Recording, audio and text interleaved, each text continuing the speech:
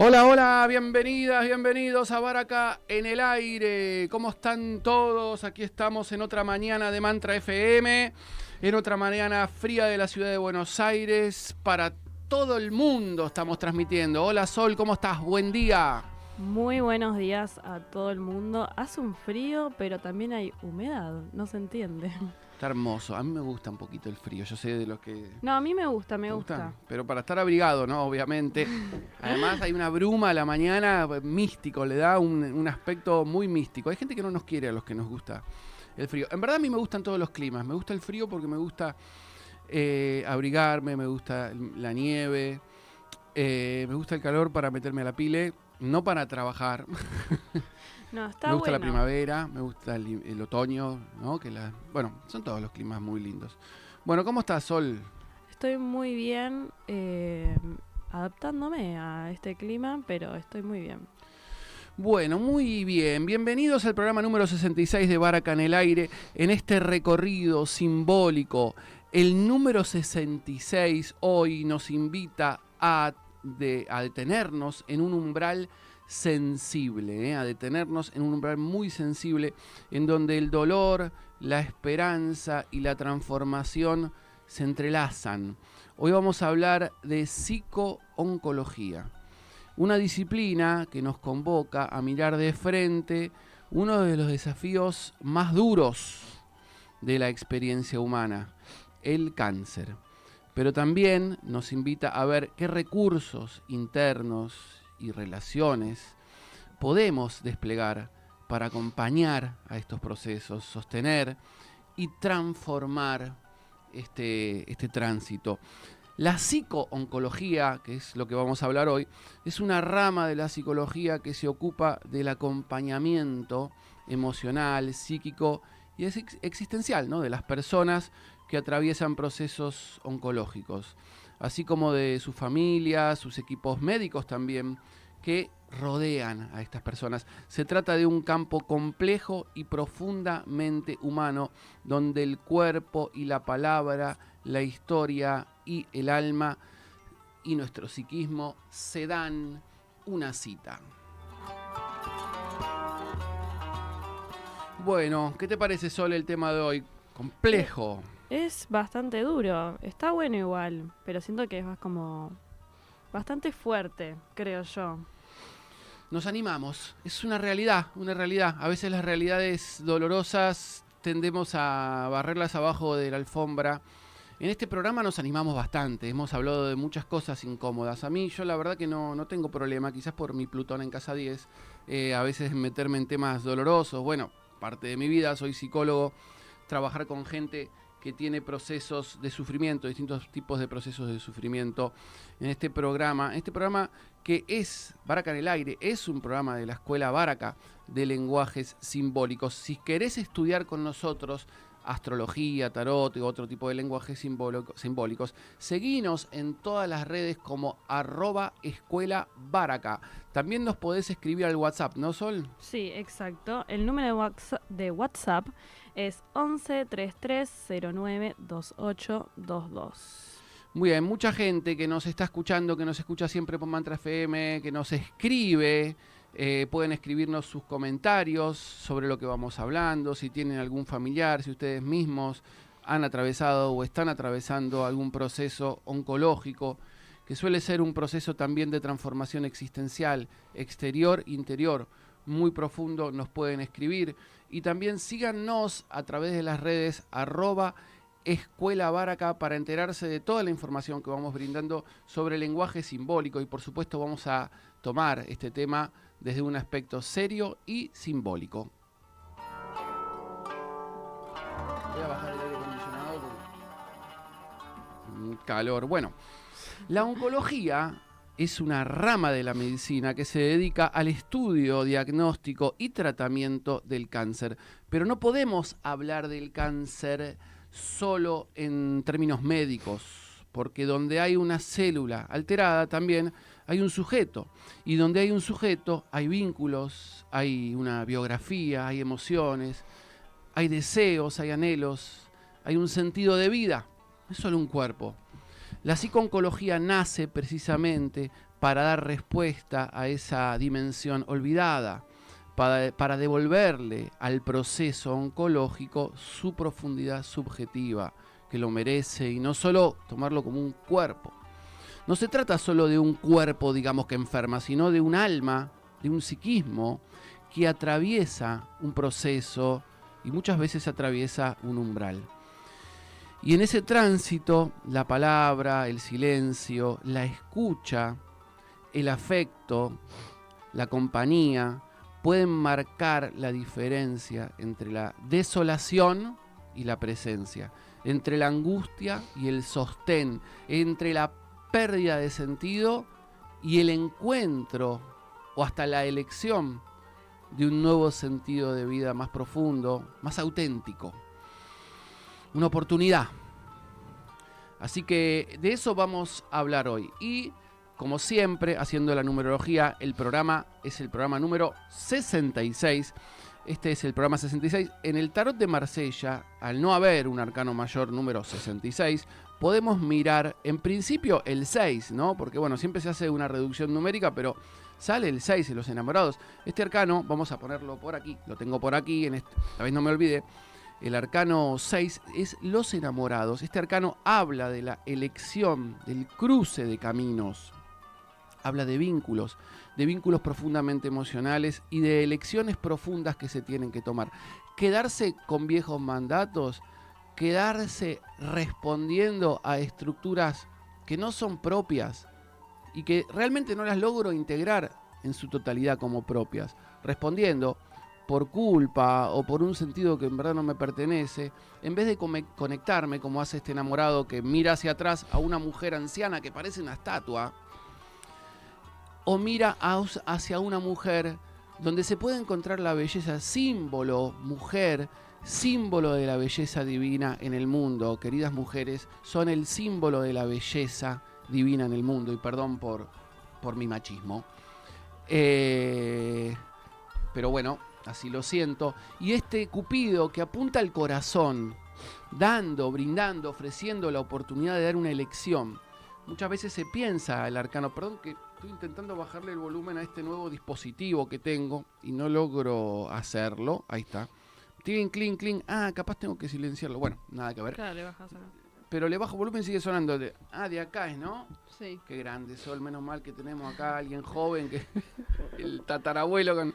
Muy bien, eso es con respecto al 6. Pero el 6 también nos puede sugerir, por supuesto, el arcano 15, que es el arcano del diablo, que sería la otra posibilidad en procesos oncológicos, quedarme amarrado a la angustia, a la pérdida de sentido, a la desesperación. Es realmente una carta que, si la vemos desde su lado negativo, es una carta completamente vampirizante y amarrante y que nos detiene en un proceso de angustia porque nos ata. Y hablando de atarnos, este programa es el programa 66. No hay un arcano mayor 66 para el tarot de Marsella. Tenemos entonces que hacer la reducción numérica. 6 más 6 es igual a 12. El péndulo. El péndulo plantea una suspensión, ¿sí? 6 más 6, 12. Nos encontramos con, también se lo puede llamar como el colgado, ¿no? En esta suma. El colgado representa una pausa, muchas veces forzada, una suspensión. Muy interesante la palabra suspensión para lo que es este arcano y para lo que es un proceso, ¿no? Pero también para dar una nueva perspectiva, porque está atado de cabezas. Muy interesante para el péndulo, en general, para los que están estudiando tarot, pensarlo como una suspensión para ver las cosas de una manera distinta, una nueva perspectiva, ¿sí? El proceso oncológico muchas veces suspende la vida cotidiana y obliga a mirar todo desde otro ángulo y a vincularnos con nuestro entorno y con nosotros mismos, y no solamente las personas que lo padecen, sino los familiares, los allegados. Los obliga a suspender las actividades, suspender todo y mirar y actuar hacia nosotros mismos, hacia el interior y hacia los demás de una manera y de otro ángulo totalmente nuevo, generalmente más profundo, si tenemos esa posibilidad, más espiritual, si se quiere, aunque no siempre. Si no se cree en lo espiritual, por lo menos más interno con respecto a los propósitos y a los sentidos de la vida. ¿Cuántas veces una persona que atraviesa este tipo de procesos cambia su dependencia y su respuesta hacia la demanda que lo rodea? Muchas veces estamos rodeados de demandas a las que estamos respondiendo como desesperados, como buscando un mérito, buscando un apoyo, buscando un reconocimiento que nunca nos llega. Quizás en estos procesos una oportunidad de dejar de buscar ese reconocimiento externo, mundanal, que en verdad conlleva una manipulación. Y esto de actuar algo que en verdad no somos, como las células se empiezan a transformar en algo que ya no son, empiezan a mutar y a cambiar y a transformarse en algo que no es operativo, podría ser algo del orden de lo simbólico. Y ojo, a pesar de que soy psicólogo y psicólogo profundo, no creo que siempre los procesos oncológicos estén relacionados con temas psicológicos. Sí, por supuesto que siempre nos hacen una pregunta, nos obligan a cambiar y a ver las cosas de una manera distinta, pero no quiere decir que los que no tienen cáncer están todos bien. O sea, es una locura pensarlo de esa manera.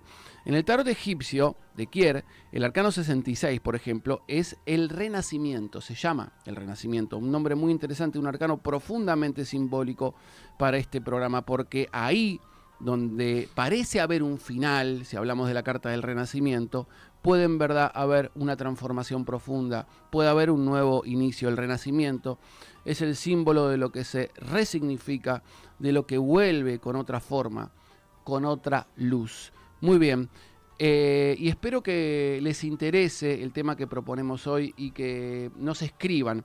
Y aquí la tenemos a Sol, que nos va a contar un poquito qué nos dice el Tarot Rider sobre el péndulo, el colgado, y qué vínculos podemos hacer con este tema.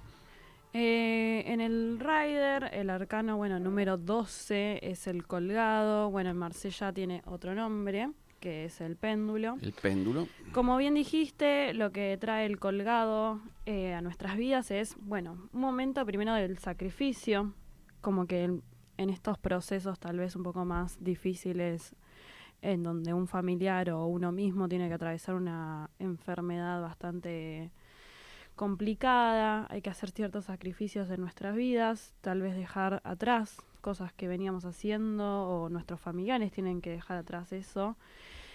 Nos obliga a ponernos tal vez, no sé si nos obliga, pero nos pone en una posición de espera. Es como que nos lleva a la reflexión, es un arcano que nos interioriza. Lo que nos hace ver es otro punto de vista, como bien dijiste. Lo que tiene el número 12 es que para completar un ciclo o necesitamos alcanzar algo, necesitamos hacer un sacrificio. Como que es necesario para poder seguir avanzando. También nos indica que el proceso no es lineal, sino que siempre hay retrocesos o pausas justamente en donde tenemos que pararnos a ver qué es lo que estamos haciendo. Interesante eso. Que no es un proceso lineal, que puede haber pausa, suspensión en lo que estamos haciendo, en lo que estamos viviendo. Claro. Muy bien. No lo elegí este programa a propósito, fue, digamos, azar objetivo, porque si hay una carta que nos hable de un proceso que implica una pausa y que implica una transformación, una revisión interna, que puede ser vivido como una penitencia, es el arcano 12, programa 66, 6 más 6, 12, además el número 6 muy significativo, esto de tomar elecciones y conectarse con lo bello. ¿Puede haber belleza? ¿Para vos puede haber belleza en un proceso oncológico? Y mira, justamente el colgado en el Tarot Rider está conectado con Piscis. Piscis, al ser un signo sensible, emocional, donde como que ve ese lado bello un poco de las cosas, más allá de lo imaginativo y de la ilusión. Entonces puede verse como la belleza en esto, porque justamente si pensamos en el péndulo, te invita a que lo hagas. Como que no te quedes un poco en lo que está mal, sino buscarle el lado bueno a las cosas, por así decirlo. Muy bien. Buscarle la sensibilidad. Buscar el lado sensible, buscar el lado interno. Bueno, muy bien. Entonces vamos a hablar de psico-oncología el día de hoy, así que quédate con nosotros para profundizar en esto.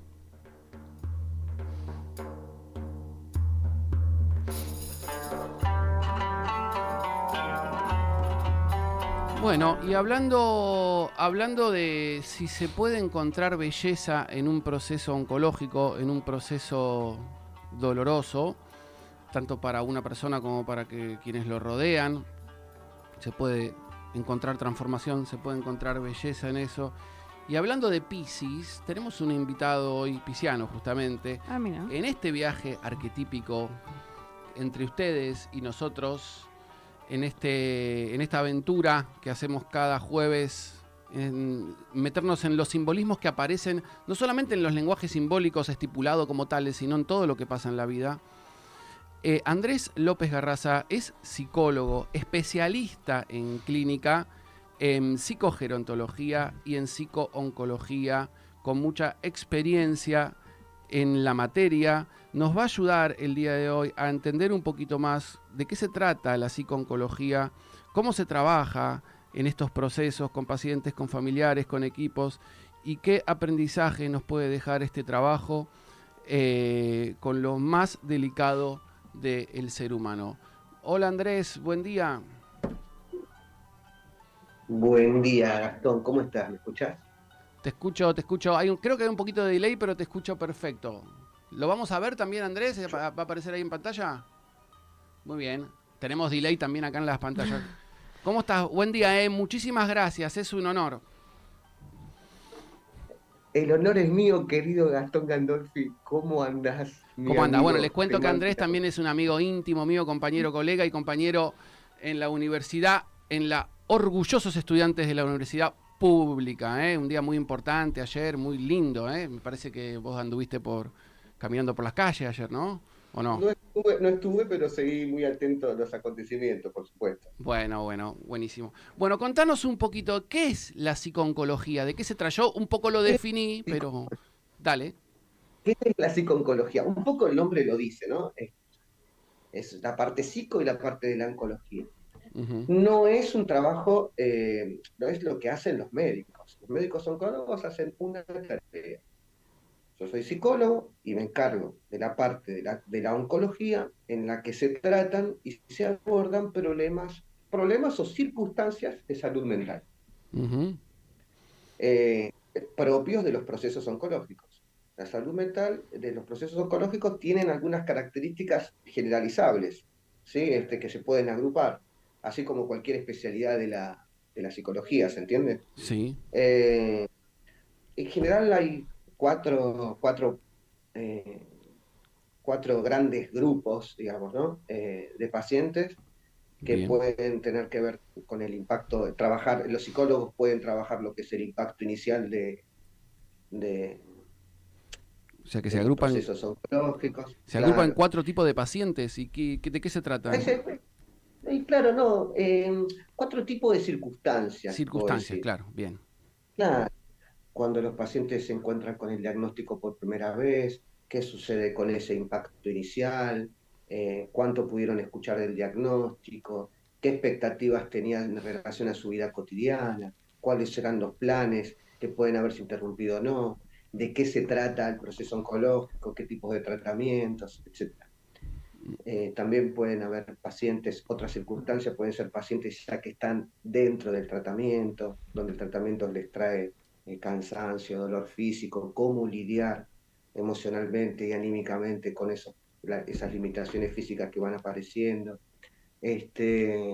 cómo se organiza la vida cotidiana de los pacientes y de las personas que muy probablemente tengan que cuidar y acompañar a estos pacientes que están pasando por este proceso. Uh-huh. También hay pacientes, en otras circunstancias, pacientes que tienen un diagnóstico que no es curable, que es paliativo, que por lo tanto tienen que convivir con ese diagnóstico. Entonces, uno de nuestros abordajes en esa circunstancia pueden ser estrategias de calidad de vida, donde se optimice las cosas que están funcionando muy bien y puede hacer su costado o se trate de integrar sin darle mayor preponderancia o mucha centralidad todo lo que tenga que ver con las limitaciones o con las cuestiones que ya son difíciles de reparar o de curar. Y después, por supuesto, hay otras circunstancias que son los pacientes ya que están en fin de vida, Uh-huh. donde ahí se abre la palabra de otra manera, eh, y mucho más contemplativo, misericordioso también, y también se abre también para ver qué los pacientes necesitan decir, qué los pacientes necesitan contar, que si tienen alguna cuestión pendiente, o simplemente las consultas técnicas que también son muy importantes respecto de el control de síntomas, y derechos, ¿no? Por supuesto. Muchas veces la oncología pone a los pacientes bajo circunstancias de decisiones muy difíciles, porque quizás le ofrecen un tratamiento que es un poco más complejo de lo que ese cuerpo y ese alma en ese momento puede alojar, y ahí es donde se abre también los dilemas, ¿no? Que muchas veces nos charlamos con los pacientes sobre continuar o no con los tratamientos, o de qué manera estos tratamientos le parecen invasivos o no, y la posibilidad de respetar su derecho a ser tratado o no. Así que bueno, esas son más o menos las circunstancias en las cuales la psicología puede atender a un paciente. Ahora, No sé, a ver. qué Sí, te sensible, ¿no? escucho. De hecho, vos tenés una manera de hablarlo que parece que estás hablando con una sensibilidad especial. Bueno, alguien que sabe de la disciplina, uno no puede, me parece que ingresar a esto como si fuera una fiesta, de abordar este tema como si fuera algo súper, con súper energía arriba. Parece súper interesante todo lo que decís. ¿Y cuáles son los desafíos que vos te encontrás en general en estos procesos? Porque yo entiendo que esto, me decías, este tipo de abordaje, tipo de circunstancias que nos estás diciendo es más al principio o en todo el proceso, ¿no? ¿Y qué desafíos te Claro, encontrás? claro, por eso te decía las cuatro circunstancias, ¿no?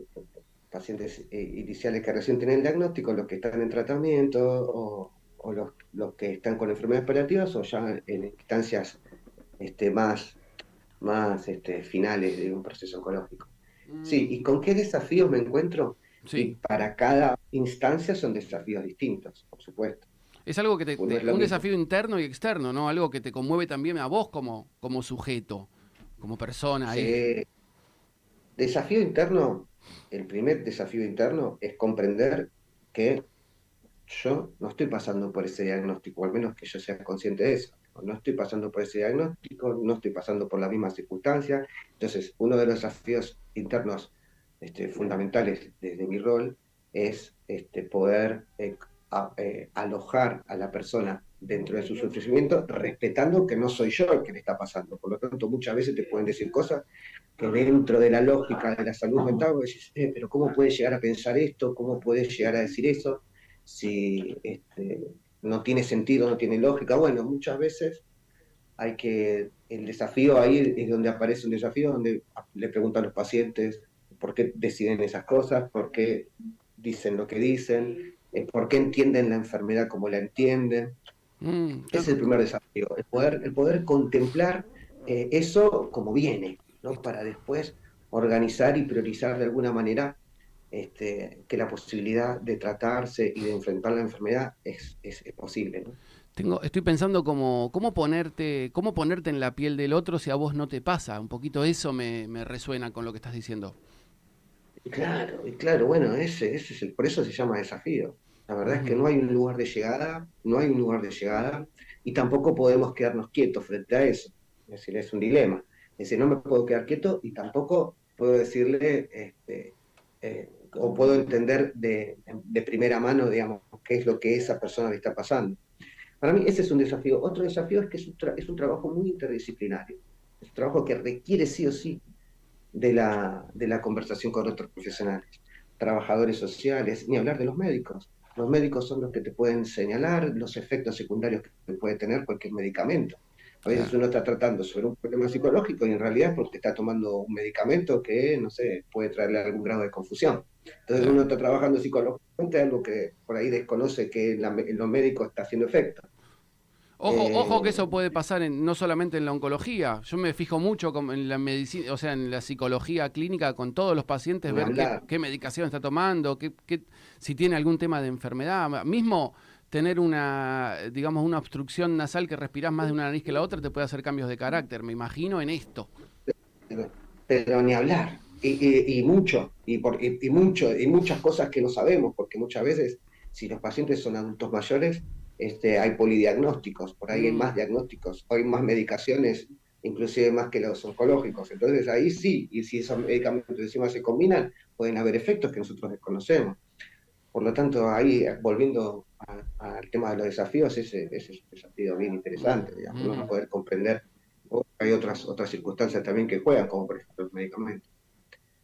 Te deben decir cosas locas, volviendo a lo que decías antes, cosas que para nosotros que no estamos en ese proceso, dice, ¿cómo le respondo lo que me está diciendo, ¿no? Cosas que uno pensaría que son locuras. Claro, lo que pasa es que se juega mucho en la vida y la muerte, el Eros y el Tánatos. Entonces, ahí eso es complejo, porque se corre un poquito el velo. Nosotros tenemos un velo, la capacidad de saber. Tratamos de no estar conscientes todo el tiempo de que nos vamos a morir, ¿está bien? Tratamos de no hacerlo, tratamos de vivir más o menos dentro de una conciencia para poder disfrutar la vida, etcétera. Sí, estoy Pero, intentando, bueno, ese tipo de diagnóstico, si me ves gesticulando porque estoy intentando subirte el volumen, que quiero escucharte un poquito mejor. Sí, te escucho. ¿ahí me escuchas mejor? Sí. Me acerco un poquito, ahí por ahí me escuchas mejor. No, está desde acá, te suben el volumen, no te preocupes. Dime. Entonces decía, Te pueden decir a veces cosas se corre. locas. Y cuando vos te dan un diagnóstico de este tipo, las cosas locas pueden surgir porque corren un poquito el velo de los fines y los principios de la vida y la muerte. Dentro de lo simbólico entra a jugar otros elementos que generan asociaciones distintas, palabras distintas, ideas distintas, y originales que nunca habían aparecido en esa persona, lo cual le genera una crisis de identidad enorme. Una crisis de identidad. Sobre todo porque, claro, sobre todo porque muchas veces puede haber una interrupción de la vida cotidiana, de planificaciones, Claro, lo de que los hablábamos antes. vínculos. Claro, eso, lo que hablaba de la suspensión, que hablábamos un poquito de, que a veces yo no uso la palabra suspensión, yo Sí. muchas veces lo que uso es la palabra posponer. Vamos a posponer Claro. este plan, vamos a posponer esto para poder hacerlo más adelante, para que la persona no sienta de que algo se suspendió o algo se terminó, porque eso también puede ser desmoralizante. Es como una Y la palabra que verdad es usás que como un muchas veces, latiguillo, o hay alguna diferencia técnica entre suspensión y posponer. sí, Me no, parece que queda más claro que es algo para después. claro. Bueno, si vos le decís, eso depende cómo le impacta al paciente, ¿no? Por supuesto, vos le decís suspender y por ahí lo toma como, como se suspendió un partido, ¿no? Claro. Eh, y posponer es, bueno, lo dejamos acá y lo agarramos más tarde. Acá está Sol que te quiere hacer una pregunta, Andrés, antes de seguir con esto. Yo te quiero hacer 40 preguntas como psicólogo, pero bueno, voy a intentar frenar. Hola, Sol. Hola Andrés, ¿cómo estás? ¿Cómo te va? Yo tenía una pregunta en relación que vos dijiste que esto es como una cuestión más interdisciplinaria. Yo quiero preguntar como qué lugar tiene la palabra y la escucha cuando el diagnóstico parece haberlo dicho todo. Bueno, mira, es fundamental. Mira, el impacto, en general, el impacto inicial del diagnóstico es un momento muy delicado. Muchos pacientes, vos preguntabas por la palabra y la escucha. Muchos pacientes cuando empiezan a escuchar el diagnóstico y se juegan todas las fantasías que hay sobre eso, porque uno llega a un servicio de oncología, digamos, ¿no? Ya hiciste un estudio, ya hiciste una biopsia, ya empezaste a tener tus primeros síntomas, ya empezó a circular algo de ese miedo, ¿sí? Y si a eso le sumamos los antecedentes que todas las personas tenemos con las enfermedades oncológicas, alguno habrá cuidado, alguno habrá visto algún familiar, etcétera. Todas esas fantasías y todos los recuerdos reales se ponen en juego en el momento en el que un médico le dice el diagnóstico. Eso tiene un impacto emocional muy fuerte, que muchas veces las personas, cuando están escuchando el diagnóstico, dejan de escuchar. Entonces por ahí le están dando indicaciones sobre cómo siguen los tratamientos, las cuestiones administrativas, y su carga emocional es tanta que puede no escuchar. Entonces muchas veces los médicos en esos momentos dicen, mira, te vamos a derivar con el psicooncólogo, que soy yo. Digamos, y vamos a ver para que te analice, para que te evalúe, para ver qué vos que necesitas. Y cuando yo repaso qué han entendido del diagnóstico, muchas veces no lo entendieron. Y si depende del capital cultural, por ahí el órgano involucrado es el colon. Y me ha pasado gente que no sabe lo que es un colon. Claro. Entonces, fíjate la importancia que tiene la escucha y la palabra. Por eso la oncología tiene un aspecto comunicacional muy relevante. muy relevante. Ujú. Porque ahí se juegan, como te decía, todas las fantasías y todos los recuerdos anteriores, más todos los prejuicios que hay, más todos los nuevos desafíos que hay frente a los tratamientos, cuestiones administrativas, efectos colaterales y demás que uno tiene que ir aprendiendo en el camino. Entonces, fíjate la importancia que tiene en función de tu pregunta la palabra y la escucha. Maravilloso. Muy interesante todas las dimensiones que puede tener, ¿no? Que son las insondables dimensiones del ser humano, ¿no? Que se ponen todas en juego en ese momento. Por su- y te digo algo, Sí. respondiéndole un poquito más y hablando un poco sobre la belleza, que estaban hablando que estaba re interesante lo de la belleza. Eh, Ah, me pareció que te iba a también gustar esa parte. me encantó. Frente a circunstancias, frente a estas circunstancias, cuando la enfermedad avanza o va progresando, y los tratamientos no están sucediendo, o no ni siquiera en esos casos, digamos, sino cuando uno ya está más desgastado y demás, y tenemos las sesiones con pacientes, hay pacientes que dicen cosas que no pudieron haber dicho en 30, 40 años, y han ido a psicólogos, han ido. Están psicoanalizando. Entonces, hay un momento, hay momentos en los cuales estas circunstancias ponen a los sujetos a decir verdades tan profundas, que son climas, son atmósferas de escucha y de palabra, ¿no? Son momentos donde se interrumpe un poquito el tiempo y aparecen palabras y aparecen realidades, verdades. Las Mm, personas se encuentran con verdades, este, menos neuróticas, por decirlo, psicológicamente, en Sale términos del psicológicos, inconsciente, ¿no? ¿no? Menos neurótico porque aparece del inconsciente algo directo.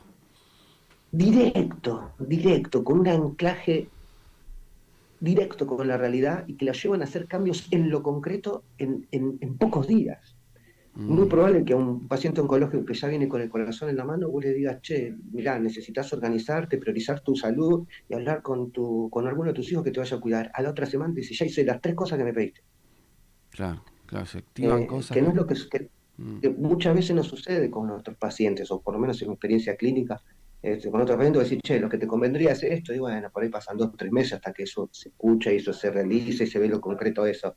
Pero acá no, acá la psicología tiene otros tiempos, ¿no? Claro, déjame Eh, repasar un poquito para la gente que está entrando. Una de las preguntas que circularon al principio de este programa es si se puede encontrar belleza en un proceso oncológico. Andrés está respondiendo eso. Nos pasa a veces como psicólogos que uno se da cuenta por los estudios, por el trabajo, por la experiencia, qué caminos, qué sentidos generales tendría que llevar un paciente y sí, realmente no hay una resistencia a curarse o como a creer en que eso sí, realmente, o no, yo voy a poder por mi voluntad, y a veces aparece en estos pacientes oncológicos un acceso a la voluntad y a ciertas verdades, a ciertas profundidades internas, al contacto con lo sensible los contactos accesibles, no es mi intención romantizar los procesos oncológicos, muy todo lo bien, contrario, son muy bien, duros, ¿no? Son muy muy, duros, son muy difíciles, muy sí, duros, muy difíciles. sí, muy Lo que bien, estamos hablando muy es bien, en un segundo orden, y dejando bien claro que estos son procesos duros y difíciles, en un segundo orden, sí, estas circunstancias le permiten a las personas una oportunidad frente a una crisis. Frente a una crisis tienen una oportunidad, la claro, oportunidad de hacer un cambio, la oportunidad de decir algo de decir algo que hace mucho tiempo que no decían, la oportunidad de revincularse nuevamente. Que eso puede suceder muchas veces en los pacientes, que también les sucede, muchos pacientes que pueden recuperarse, que hacen sus tratamientos y que inclusive solamente tienen que venir a los controles una vez por año, una vez cada 2 años, y pueden integrar los procesos oncológicos, han llevado cambios en su vida determinantes en la alimentación, en la vinculación y sobre todo en la manera en que se toma la vida, porque muchas veces la relación con el estrés es muy importante en la oncología. Una persona que está estresada por el diagnóstico, por los tratamientos, porque no puede cuidarse, etcétera, porque una persona que está estresada impacta muchísimo en la recuperación de sus heridas, en la recuperación del tratamiento, en las posibilidades de descansar, que es lo que necesita un cuerpo cuando está haciendo tratamiento. Entonces, todo eso le lleva durante todo el proceso oncológico a aprender cómo regular su estrés. Entonces, una vez que han pasado el proceso oncológico, que solamente tienen que venir controles, tienen una sabiduría, tienen un capital, haber pasado por un momento muy duro, poder haberlo gestionado con la menor cantidad de estrés posible y poder tener una relación emocional distinta con los problemas, que no le sucede a quienes no pasaron por estas circunstancias, ¿se entiende? Ahora, a mí me surge a partir de lo que decís, a partir de una pregunta que ahora nos va a leer Sol, que están haciendo los oyentes, me surge algo, porque veo que a veces hay pacientes que a través de estos procesos se conectan con procesos de transformación internos, seguramente otros que no, y hay mucho mito, me parece, con respecto a esto. Por ejemplo, yo, en mi caso, tengo una persona muy cercana, no voy a decir quién, por una cuestión de secreto profesional o de intimidad, por una cuestión de respeto, digamos, que no hubo una transformación interna, pero sin embargo hubo tanta fe, tanta creencia en los médicos que realmente la medicina lo curó. Y no es que hubo una profunda transformación del sentido de vida, en algunas cositas, en algunos detalles, o capaz yo no lo sé, porque hay que ver qué pasa internamente en una persona. Uno a veces juzga desde afuera y no sabe. Y a veces hay un mito como diciendo, no, si la persona cree se va a curar, o si la persona se transforma se va a curar, y me parece que todo eso se desarma tanto, hay tanto una cuestión de destino. Y antes que nos respondas, me gustaría que Sol te lea lo que están preguntando los oyentes, así podemos sintetizarlo. Sí. Bueno, la pregunta es de César Manchari. Dice, ¿crees que el trauma emocional no resuelto puede tener un rol en la aparición del cáncer? ¿Qué dice la evidencia científica al respecto? Eso es otro mito, muy buena pregunta, muy polémica. ¿Hay algo más? No, y después María Cecilia dice que ella sí pasó por un proceso oncológico donde la incertidumbre era muy grande, pero la confianza en los médicos, la fe justamente y la familia fueron el pilar que la ayudaron en ese proceso de transformación profunda. Muy bien. Muy importante. Las dos preguntas muy bien. Y muchas gracias a todos los que están escribiendo, pero no llegamos a leer todos ahí para que Andrés nos pueda responder. La verdad, podemos juntar la respuesta de las dos preguntas, pues está bien formulada y bien interesante. Por lo menos en la formación, lo que tiene que ver con la evidencia científica, hay muchas líneas, digamos, para poder explicar el cáncer. Primero es una multiplicación de células descontroladas, eso se sabe, y después hay varias líneas. Algunos creen que el disparador puede ser un efecto, un hecho traumático, como bien documentó el señor, y otros creen que no, que alguien puede tener el mismo hecho traumático y que no se le despierte un cáncer. Claro. Y hay personas que no han pasado por ningún efecto traumático y que le han despertado un cáncer, ¿se entiende? Claro. Sí. Y de hecho, por lo tanto no hay conclusiones con respecto a eso. Por supuesto, los factores ambientales también son determinantes para la aparición de una enfermedad oncológica o no, pero que tampoco son decisivos. Esto se llama etiología, lo que estamos hablando.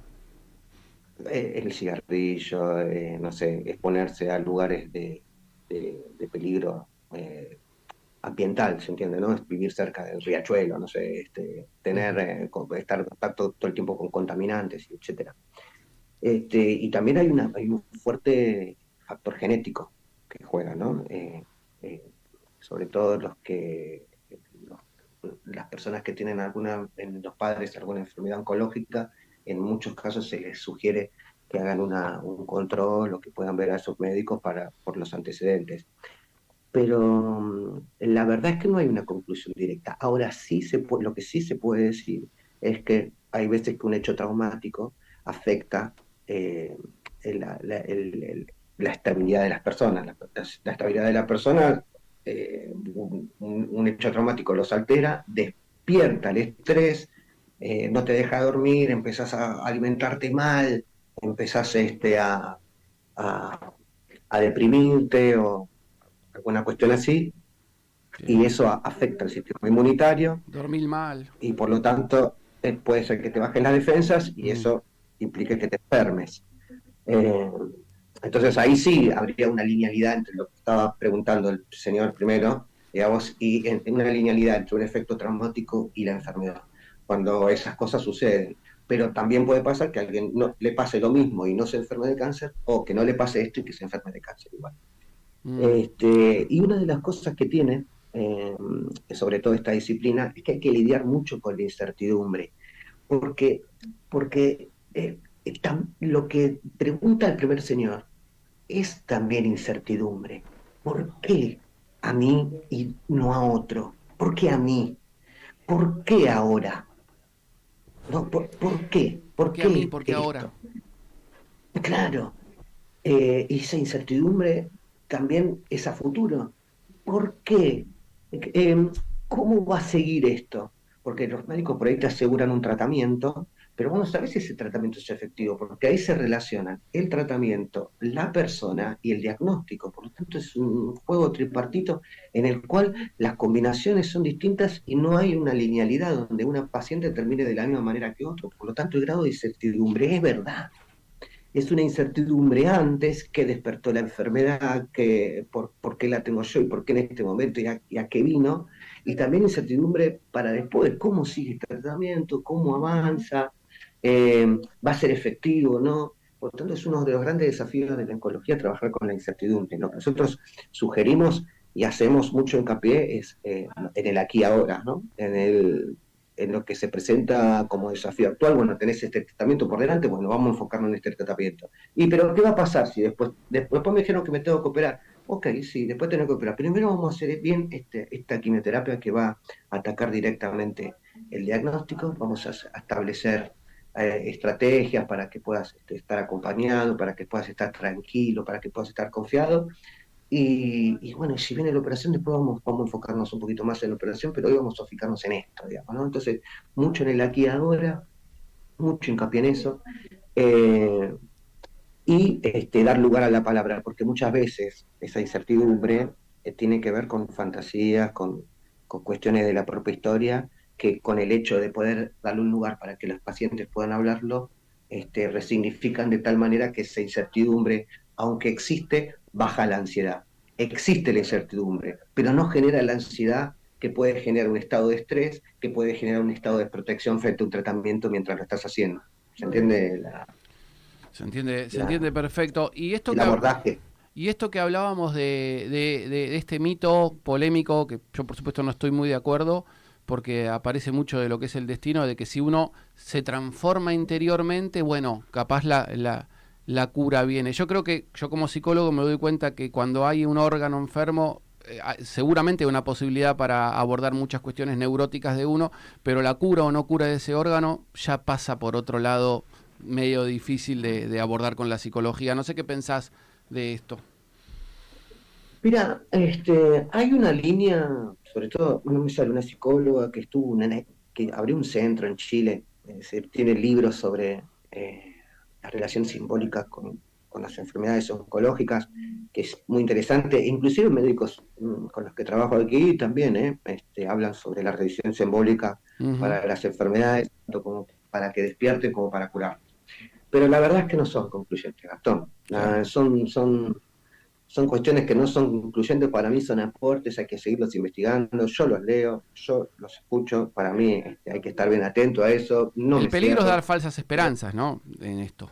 Claro, el problema son las falsas expectativas, Claro. las expectativas. Inclusive una esperanza falsa, si qué sé yo, en ciertas cuestiones, pero falsas expectativas, como diciendo, mirá, te va a pasar algo que no, que no, que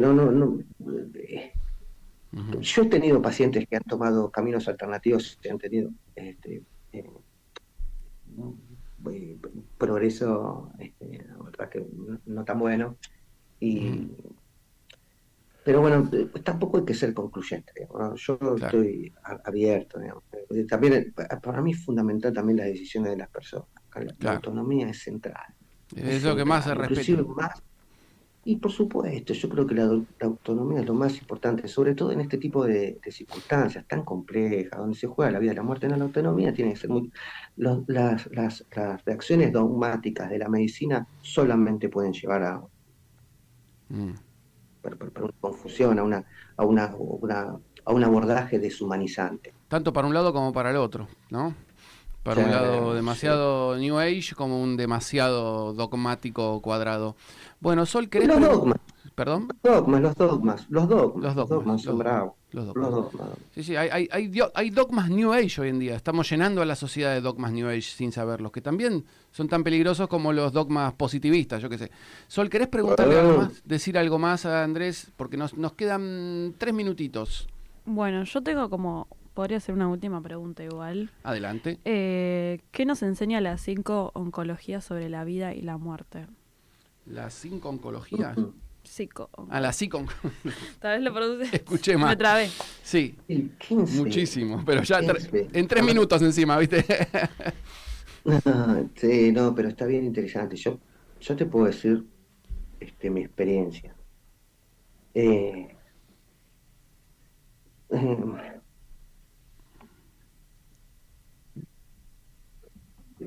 Yo lo que creo es que no sé. ¿Se puede decir no sé en este programa? La verdad que se puede decir no sé, sobre todo con semejante pregunta. Solo sé que no sé nada, es una conclusión muy profunda que han llegado grandes pensadores, ¿no? Yo quiero más. Desde que trabajo en esto quiero más. Quiero más a la gente que tengo al lado, respeto mucho más los rituales. Creo, me hice más religioso. Sí, hablaste en un momento de espiritualidad y eso, y te iba a preguntar, ¿no? Estoy tratando de responder lo que Sol me pregunta, que para mí es muy importante, inclusive tensionante para mí. Por supuesto, yo voy a terapia y demás, pero yo lo que creo es que es eso, ¿no? A mí lo que me ha enseñado es a querer más, a amar, a amar el hecho, la circunstancia, el presente, a disfrutar a lo mínimo, a entender que hay cosas que no están en mi control.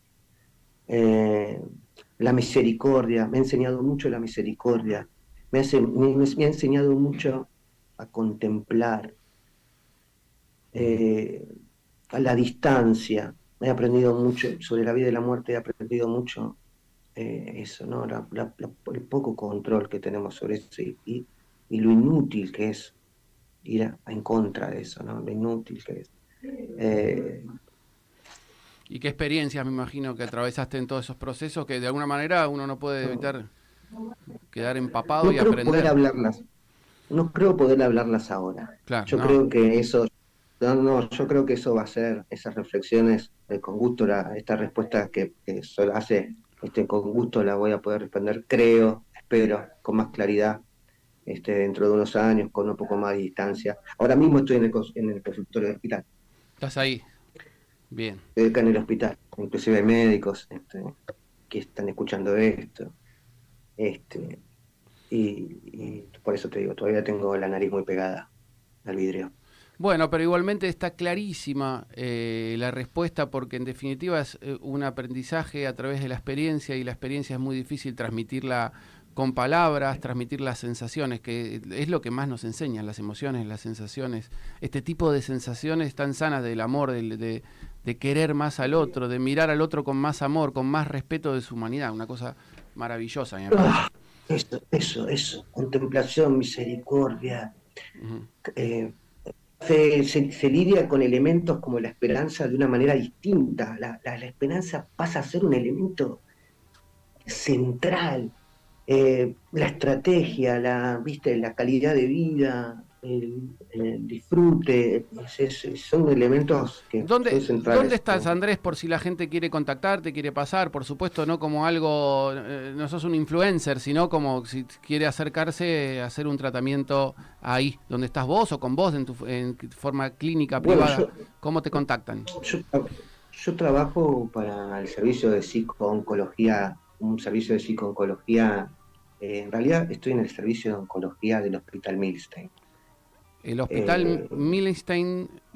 Claro, que es de PAMI.